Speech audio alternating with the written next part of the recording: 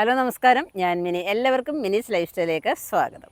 അപ്പോൾ ഇന്നത്തെ നമ്മുടെ വീഡിയോ എന്ന് പറഞ്ഞാൽ ഓഗസ്റ്റ് മാസത്തിൽ എന്തൊക്കെ കൃഷി ചെയ്യാം എന്നുള്ളതിനെക്കുറിച്ചാണ്. അപ്പം വീഡിയോട്ട് പോകുന്നതിന് മുമ്പായിട്ട് നിങ്ങൾ ആദ്യമായിട്ടാണ് മിനീസ് ലൈഫ് സ്റ്റൈൽ ചാനൽ കാണുന്നുണ്ടെങ്കിൽ ഒന്ന് സബ്സ്ക്രൈബ് ചെയ്തിട്ട് കാണാനായിട്ട് ശ്രമിക്കുക. അപ്പോൾ നമ്മുടെ ഓണത്തുമ്പികളൊക്കെ വരാനായിട്ട് തുടങ്ങിയിട്ടുണ്ട് കേട്ടോ. അപ്പം ഓണക്കൃഷികളൊക്കെ എല്ലാവരും തുടങ്ങിക്കാണും. അതിൽ നിന്നൊക്കെ പൂക്കളും കായ്കളും ഒക്കെ ഇങ്ങനെ വന്നുകൊണ്ടിരിക്കുന്ന ഒരു സമയമാണ്. അപ്പോൾ അതിനെയൊക്കെ ഒന്ന് ഉഷാറാക്കി എടുക്കണം. വളവും വെള്ളമൊക്കെ കൊടുക്കേണ്ട സമയമാണ്. അതുപോലെ തന്നെ ഇനിയും കൃഷി ചെയ്യാൻ ആഗ്രഹിക്കുന്ന ആരെങ്കിലും ഉണ്ടെങ്കിൽ നന്നായിട്ട് കൃഷി ചെയ്യാൻ പറ്റുന്ന ഒന്നാണ് ഓഗസ്റ്റ് മാസത്തിലെ ചീരകൃഷി എന്ന് പറയുന്നത്. 1-2 മാസം മഴ ആയതുകൊണ്ട് ചീര കൃഷിയൊക്കെ പുറകോട്ടായിരുന്നു. അപ്പോൾ ഇനി നമുക്ക് നന്നായിട്ട് ചീരയൊക്കെ നടാനായിട്ട് സാധിക്കും. പലതരത്തിലുള്ളതായ ചീരകളുണ്ട്. അതിലേതെങ്കിലുമൊക്കെ നടുകയെന്നുണ്ടെങ്കിൽ നമുക്ക് നമ്മുടെ പറമ്പിലോട്ട് വരുമ്പം കാണാനൊരു സന്തോഷം. അതേപോലെ തന്നെ ഇലവർഗ്ഗങ്ങളൊക്കെ കഴിക്കുന്നത് അതിലേറെ ആരോഗ്യകരവുമാണ്. പിന്നെ അടുത്തെന്ന് പറഞ്ഞാൽ നമുക്ക് വെണ്ട കൃഷിയാണ്. വെണ്ട കൃഷി നമുക്ക് നന്നായിട്ട് ചെയ്യാൻ പറ്റുന്ന ഒരു കൃഷിയാണ് ഇപ്പോൾ ഈ ഓഗസ്റ്റ് മാസം എന്ന് പറയുന്നത്. അപ്പോൾ ഞാനിവിടെ ഒരു 8-9 ടൈപ്പ് വെണ്ട നട്ടിട്ടുണ്ട്. എല്ലാം നന്നായിട്ട് വരുന്നുണ്ട്.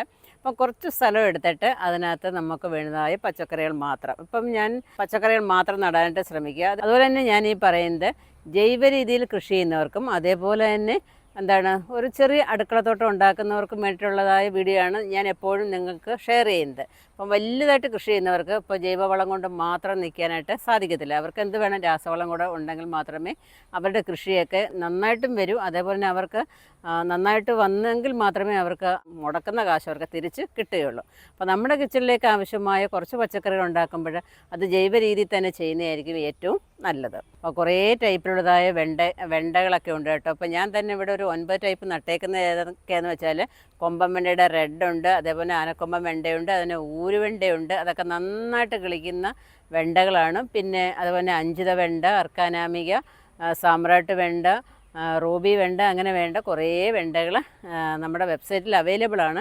ആവശ്യമുള്ളവർക്കൊക്കെ വാങ്ങിച്ച് നടാം. ഒന്ന് വെബ്സൈറ്റിലൊക്കെ നോക്കുകയെന്നുണ്ടെങ്കിൽ പല വെറൈറ്റി സാധനങ്ങളൊക്കെ നിങ്ങൾക്ക് വാങ്ങിക്കാനായിട്ട് സാധിക്കും. അതേപോലെ തന്നെ ഓണത്തിന് വേണ്ടിയിട്ട് നമ്മളൊരു ഓഫറൊക്കെ കൊടുത്തിട്ടുണ്ടായിരുന്നു. ഇനിയും കുറച്ച് മാത്രമേ ഉള്ളൂ. ആവശ്യമുള്ളവർക്ക് എളുപ്പം നോക്കുകയെന്നുണ്ടെങ്കിൽ 5ഉം അതിൽ കൂടുതലും വിത്ത് വാങ്ങിക്കുന്നവർക്ക് 3 വിത്തുകളുടെ കിറ്റാണ് നമ്മൾ ഫ്രീ ആയിട്ട് കൊടുക്കുന്നത്. അപ്പം നിങ്ങളത് കരസ്ഥമാക്കാനായിട്ട് ശ്രമിക്കുക.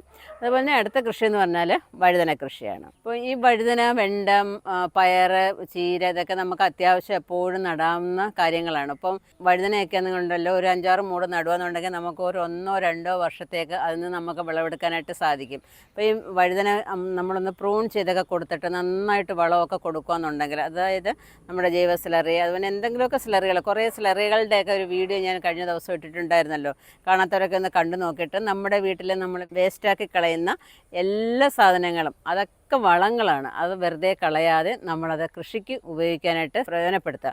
പിന്നെന്ന് പറഞ്ഞാൽ നമ്മൾ അങ്ങോട്ടും ഇങ്ങോട്ടും ഒന്നും വലിച്ചെറിയാതിരിക്കുക. ഒരു മുളകിൻ്റെ തണ്ടെടുത്താലും അത് നമുക്ക് അതൊരു വളമാണ്. അത് നമ്മൾ ആ കമ്പോസ്റ്റിനകത്ത് തന്നെ അങ്ങ് ഇടുക. അല്ലാതെ നമ്മുടെ മുറ്റത്തോട്ടും പറമ്പിലോട്ടും അങ്ങനെ അങ്ങ് വലിച്ചെറിഞ്ഞ് ഈച്ചയും കൊതുവും പെരുക്കാതെ നമ്മൾ നമ്മുടെ ആരോഗ്യത്തെ സംരക്ഷിക്കുക, നമ്മുടെ പ്രകൃതിയെ സംരക്ഷിക്കുക, അതേപോലെ നമ്മുടെ ചുറ്റും നമ്മൾ വൃത്തികേടാക്കാതെ നോക്കാനായിട്ടൂടെ ശ്രമിക്കുക. അടുത്തതാണ് പയർ കൃഷി. പയറൊക്കെ ആണെന്നുണ്ടെങ്കിൽ നമ്മൾ നട്ടാൽ ചിലർക്ക് നന്നായിട്ട് പിടിക്കും, ചിലർക്ക് അത് പല പല കാരണങ്ങൾ കൊണ്ട് കുരുടി നിൽക്കുന്നതായിട്ട് തോന്നും. ചിലപ്പോൾ അത് ചാഴി ആക്രമിക്കുന്നതായിട്ട് ഉണ്ടാകും. പിന്നെ അങ്ങനെ പല പല കാരണങ്ങളാണ് കേട്ടോ. ചിലപ്പോൾ പടർന്ന് കയറിപ്പോൾ നന്നായിട്ട് കാ പിടിക്കത്തില്ല.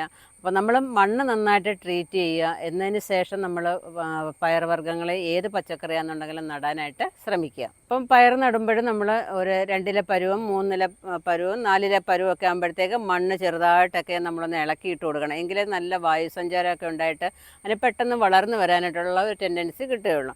അതുപോലെ തന്നെ അത് വളർന്നു വരുമ്പോൾ ചാണകപ്പൊടി, ചാരം, എല്ലുപൊടി ഇതൊക്കെ മിക്സ് ചെയ്തൊരു വളം അതിൻ്റെ ചുവട്ടിലിട്ട് കൊടുത്തിട്ട് ചെറുതായിട്ടൊന്ന് വെട്ടിയടിപ്പിച്ച് കൊടുക്കുക. പിന്നെ അതിനകത്ത് വള്ളി വീശുമ്പോഴത്തേക്ക് നമ്മൾ ജൈവ സ്ലറികൾ ഒക്കെ ഒഴിച്ചു കൊടുക്കുകയെന്നുണ്ടെങ്കിൽ അതിനകത്ത് ടപ്പേന്ന് വളർന്നു വരികയും അതുപോലെ തന്നെ നന്നായിട്ടൊക്കെ പയർ പിടിക്കുകയും ചെയ്യും. അപ്പോൾ പലതരത്തിലുള്ളതായ പയറൊക്കെ ഉണ്ടെന്ന് നിങ്ങൾക്ക് അറിയാമല്ലോ. അപ്പോൾ ഏതെങ്കിലുമൊക്കെ നമ്മൾ നടുകയെന്നുണ്ടെങ്കിൽ നമുക്ക് ഇഷ്ടമുള്ള പയറുകൾ എന്ത് നടുമ്പോഴും നമുക്ക് ഇഷ്ടമുള്ളത് നടാനായിട്ട് ശ്രമിക്കാം.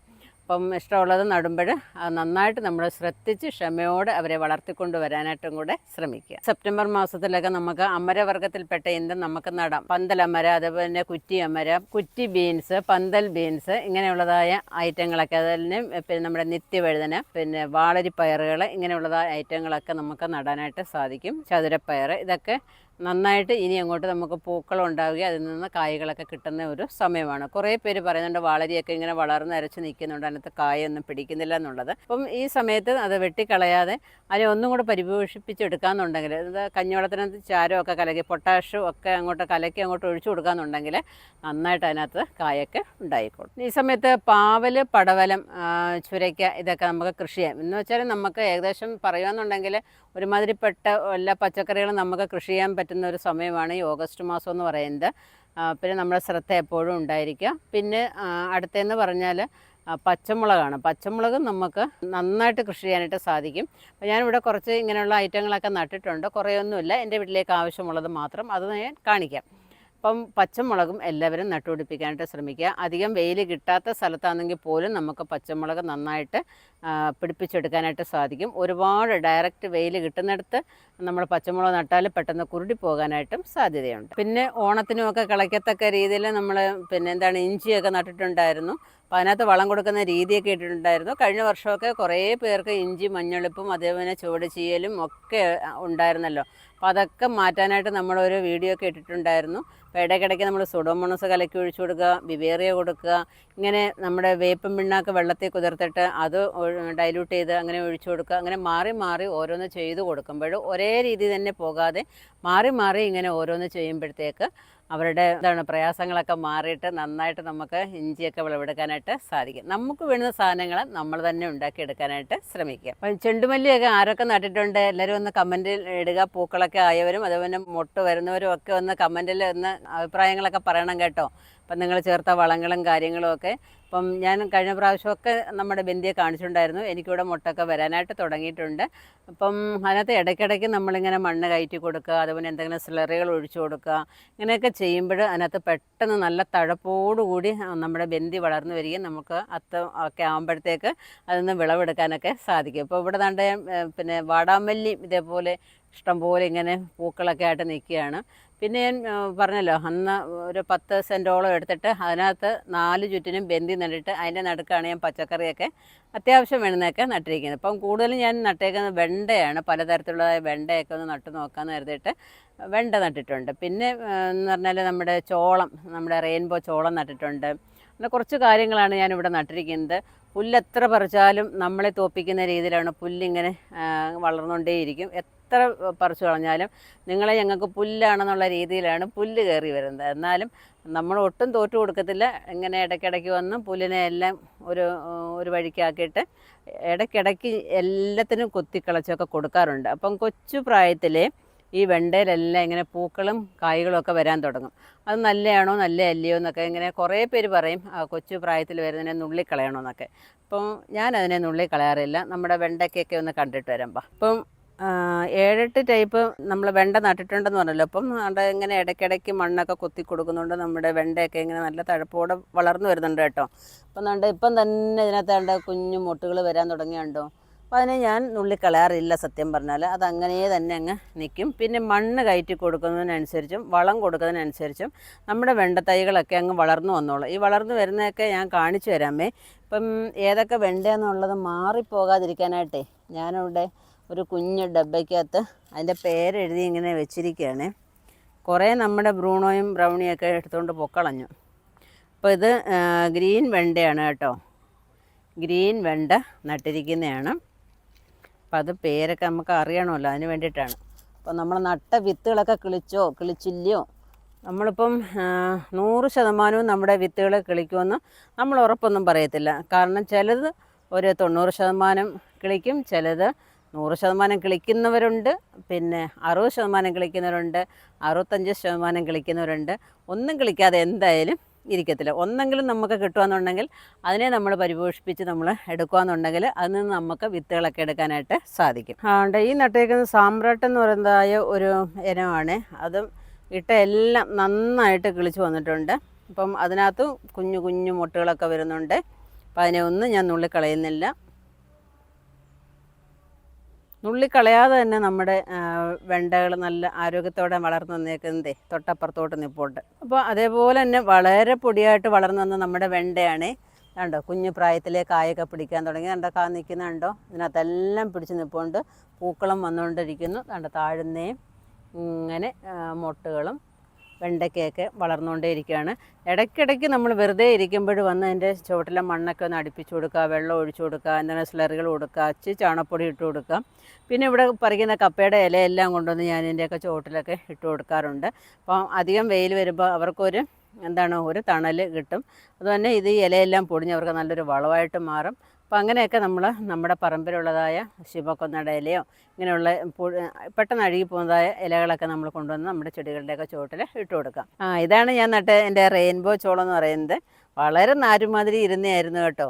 വളർന്നു വന്നതിന് ശേഷം ഒരു 3-4 പ്രാവശ്യം ഇതിനകത്ത് മണ്ണൊക്കെ ചെറുതായിട്ട് ഇങ്ങനെ അടുപ്പിച്ച് കൊടുക്കും, സ്ലറികളൊക്കെ കൊണ്ടുവന്ന് ഒഴിച്ചു കൊടുക്കും. അവർ നല്ല പുഷ്ടിയോടെ വളർന്നു വരുന്നുണ്ട്. ഇപ്പം പെട്ടെന്നൊക്കെ ഇതങ്ങ് പൂക്കാനാവും കേട്ടോ. തക്കാളി നടാൻ ആഗ്രഹിക്കുന്നവരുണ്ടെങ്കിൽ തക്കാളി നടാൻ പറ്റിയ സമയമാണ്. ഞാൻ ദാണ്ട് ഇവിടെ ചട്ടി നട്ടേക്കുന്നതൊക്കെ പൂക്കളൊക്കെ വരാനായിട്ട് തുടങ്ങിയിട്ടുണ്ട്. അല്ല, ഇവിടെ ഞാൻ 7-8 മൂട് ഇങ്ങനെ ചട്ടിയിൽ നട്ടിരിക്കുകയാണ്. എല്ലാത്തിനും നന്നായിട്ട് പൂക്കൾ വരുന്നുണ്ട്. അപ്പം നമ്മുടെ കൈവശമുള്ളതായ വളങ്ങളൊക്കെ നിങ്ങളതിനകത്ത് ഉപയോഗിക്കാനായിട്ട് ശ്രമിക്കുക. ഇടയ്ക്കൊക്കെ സുഡോമോണസൊക്കെ ഉണ്ടെങ്കിൽ കലക്കി ഒഴിക്കാനായിട്ടൂടെ ശ്രമിക്കുക. ഇവിടെ ഓരോ പണയിലും ഞാൻ ഓരോ ടൈപ്പ് വെണ്ടയാണ് നട്ടിരിക്കുന്നത്. ഇപ്പം അവിടെ റെഡ് വെണ്ട നട്ടിട്ടുണ്ട്, ഇവിടെ പിന്നെ സാമ്രാട്ട്, അങ്ങനെ അഞ്ചിത വെണ്ട, അർക്കാനാമിക വെണ്ട, അങ്ങനെ പല വെണ്ടകൾ ഇങ്ങനെ ഇവിടെ എല്ലാം നട്ടിട്ടുണ്ട്. അങ്ങ് ദൂരോട്ട് നോക്കുമ്പോഴും അവിടെ ഊരുവെണ്ടയാണ് നട്ടിരിക്കുന്നത്. അപ്പോൾ അതിനകത്ത് ചെറിയൊരു മഞ്ഞളിപ്പൊക്കെ കണ്ടപ്പോഴേ ഞാൻ ലിക്വിഡ് നമ്മുടെ സൂഡോമോണസൊക്കെ കൊണ്ടുവന്ന് കലക്കി ഒഴിച്ചു കൊടുത്തു. അതങ്ങനെ മഞ്ഞളിപ്പൊക്കെ ഇങ്ങനെ മാറി വരുന്നുണ്ട്. അപ്പോൾ എന്തെങ്കിലുമൊക്കെ നമ്മളിങ്ങനെ നടാനായിട്ട് ശ്രമിക്കുക. നമ്മുടെ പറമ്പിൽ എല്ലാ സ്ഥലത്തും പോയി നമ്മളങ്ങ് കൃഷി ചെയ്യാതെ കുറച്ച് സ്ഥലം എടുത്തിട്ട് ഒന്ന് വൃത്തിയാക്കിയിട്ടിട്ട് അവിടെ നമ്മൾ കൃഷി ചെയ്യാനായിട്ട് ശ്രമിക്കുക. ഇനി അതുപോലെ തന്നെ നമ്മുടെ പച്ചമുളകുണ്ടല്ലോ, ഇപ്പോൾ ഇത് കണ്ടോ, മുളകൊക്കെ നിൽക്കുന്നുണ്ടോ. അപ്പം വലിയ മുളകൊന്നും ആയില്ല കേട്ടോ, കുഞ്ഞുങ്ങളാണ്. എന്നാലും അതിനകത്ത് താണ്ട മുളക് പിടിക്കാൻ ആയിട്ട് തുടങ്ങി. അപ്പോൾ നമ്മളതിനെ നുള്ളിക്കളയോ, ആദ്യം വരുന്ന പൂവിനെ നുള്ളിക്കളയോ അങ്ങനെയൊന്നും ഞാൻ ചെയ്യാറില്ല.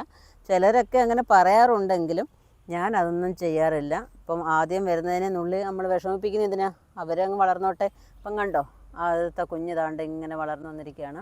ഇനി അവരിങ്ങനെ പൂക്കുന്നുണ്ട്. നമ്മളിങ്ങനെ ഇടയ്ക്കിടയ്ക്ക് മണ്ണൊക്കെ അടുപ്പിച്ച് കൊടുക്കുക, എന്തെങ്കിലുമൊക്കെ വളം അവർക്ക് ഇട്ട് കൊടുക്കുക. ചാരമൊക്കെ ഏറ്റവും നല്ലതാണ്. കഞ്ഞിവെള്ളത്തിനകത്ത് ചാരമൊക്കെ കലക്കി ഒഴിച്ചു കൊടുക്കണം. ഇവിടെ ഒരു 10 മൂടോളം ഞാൻ നട്ടിട്ടുണ്ട്. 4, 6, 8, 10 മൂട് മുളക് നട്ടിട്ടുണ്ട്. നമ്മുടെ പച്ചക്കറി മുളകിൻ്റെ ഇനമാണിത്, സെറാ മുളക്.